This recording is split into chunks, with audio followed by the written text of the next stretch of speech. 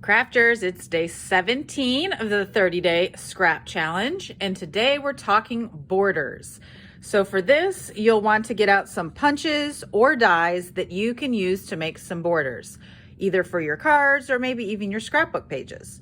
So I'm pulling through my punches right now, and I'm finding this evergreen border punch, and this is a current punch.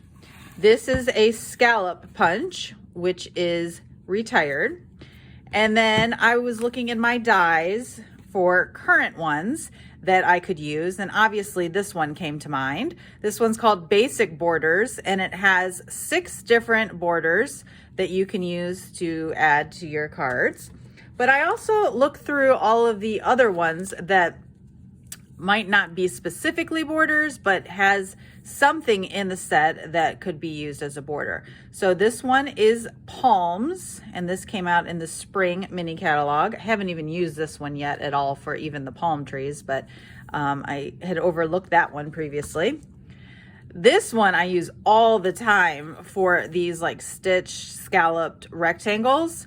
And I've, believe it or not, never even used this one over here. So I noticed that one could be good for borders. Then this one is called Birds and More. Never used this before, but that would be good to add to a card. And then Brilliant Rainbows, which I've also been using nonstop lately, but yet never used this die. So I'm thinking that I must not be inclined to add extra border details to my cards, and so that's why we're doing this challenge. So your first step is to root through your craft supplies and find what punches or dies that you have that you can use to make some borders. So I've decided I'm going to use 3 borders for this challenge: the punch, and then this one from the rainbow dies, and then I'm always drawn to the clouds in these basic borders. So we're gonna do that. The next step would then be to figure out what paper you're gonna use. So for my trees, I think I want them to be an evergreen color.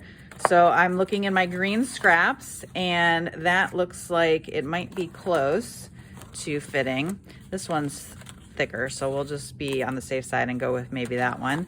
But you could just root through and find some green strips that would work, and I'm just going to stick with those 2, but you get the idea. Okay, for clouds, obviously I'm going to want white, although I could do blue, and I'm going to do white. Now white's a little tricky because this scrap bin, I tend to have really small pieces in it because I use this like on the daily, so that could work for like a small cloud, but I'm looking for something a little bit thicker. Sometimes I'm tempted to just throw this whole thing away and start over, but I really do pull from these a lot. It just can be a little frustrating to find a piece big enough. Okay, so we'll just stick with that one. And then for this one, I was thinking some glimmer paper. So I found a piece of glimmer paper that is in the scrap drawer that's long enough to fit that. So I'm going to go cut some borders, and I'll be right. And then with the punch, you'll just turn it over, and when you open the punch, you always want to do this upside down so you can make sure your paper's big enough, and that looks like it is. So with a border punch, you're going to go to the edge right over here and line that up.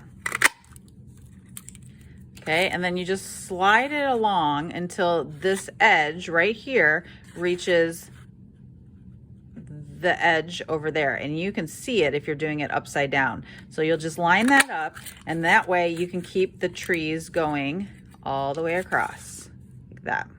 Okay, so this would actually be good as a scrapbook layout, and I don't know if you guys are scrapbookers, but we will be doing 2 challenges coming up dealing with scrapbooking. I love scrapbooking. That's actually how I got into paper crafting in the first place, but I usually don't do any scrapbooking during the regular year. I only do my scrapbooking when I go away to retreats. But part of this challenge is going to help me to get a head start, I guess. All right, so there we have a border that we could put on a card. So let's see what I can come up with. So after I cut out these clouds, I was then remembering that I have all these rainbow pieces left over from a class that I just did. These were just scraps that people were throwing away, and I said I would hold on to them. Now we're doing a rainbow challenge coming up on the last day of this challenge, but I'm gonna go ahead and use some now. This is how my brain works. So start with the clouds, then I've got these rainbows. Then I remembered seeing this sentiment in my scrap drawer, my sentiment drawer. It's not Stampin' Up, but it's been sitting there for a long time. And then I'm going through my mats, right? And then I'm like, okay, I remember seeing some raindrop paper. So I'm gonna throw all these components together and so here's what I came up with. I added the cloud borders at the top, leftover rainbow pieces here, and then my sentiment wasn't fitting where I wanted it, so I just went ahead and cut up the words and placed them in a better position. So that's my first border card. My second one I was making on video, but I guess I forgot to press start. So here is the finished product.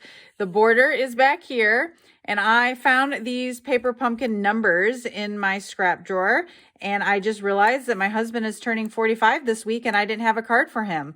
So I pulled out one of my mats and I found these circles in my shape bin that were already cut, and these sentiments were already stamped. So I didn't do anything to this card except punch out this border, and everything else came from my scraps. And for my last border card, I'm gonna work with this tree, and I just peeked through my mats and I found a green piece that I really, really like. And I thought this green ties in, right? So I got to try and get in the Christmas spirit. As I was rooting through my sentiments a minute ago, I found these old wood words. So this one says Mary. So I'm going to try and get that one on there somewhere. I think I'm going to need to pull in some white and red because I'm a traditionalist. So I had this shape cut out, and I think I can probably do something like that. I'm gonna maybe try and snip these and double layer them.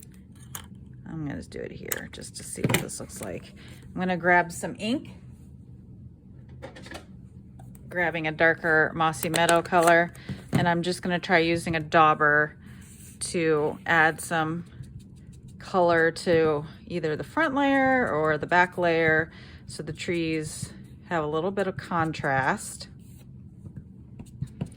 And I'll just do it just real fast just to see what that looks like. Yeah, I think that's gonna look good. So I might like do a couple layers here, and then I'll do Mary and then try and find like a Christmas stamp right there. But like I said, I want to pull in some probably cherry cobbler. Do I have that cut? Yes, I do. Cherry cobbler. Yep. And then the last, I need some more, I think, like DSP to pull this in. So I have my Christmas pattern DSP sort of pulled into a separate baggie here. So I already have polka dots. So I want something contrasting, maybe like a plaid. But I think that's more red than it is cherry cobbler.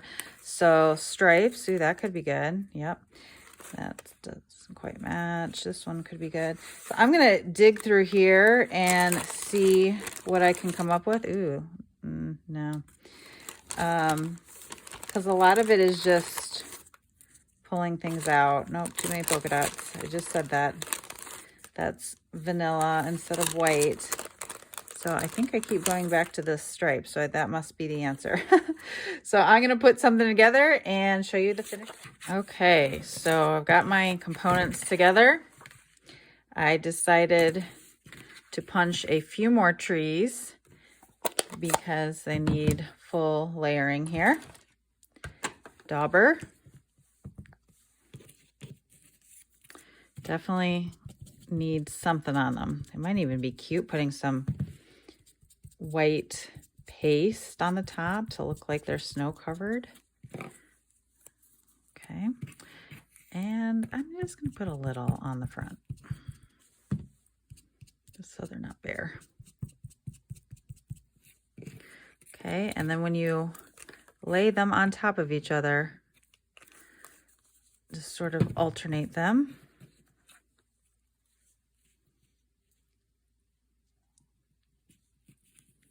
Something like that. Maybe I didn't need to punch more. I'm going that way. Okay, yeah, did not need to punch more.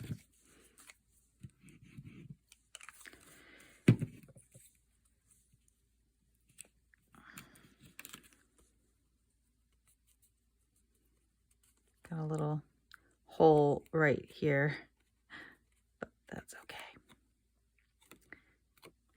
And then the word Mary, I would definitely use a liquid glue as the best way to hold wood onto a card. And I found a smaller sentiment. It says Christmas. I'll see if I can fit this one in here. This is Merry Christmas to All Retired set. Uh-oh, it might be too big. It's gonna be close. It's bigger than I thought it was. Grab some cherry cobbler ink. See if I can squeeze it in there.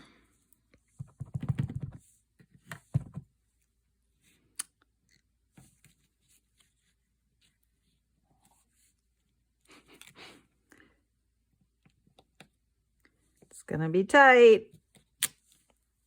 It's gonna have to do. Okay, and then I ended up going with plaid, so I thought I was going with stripes, but, and why did I just do that? Because that's way too long.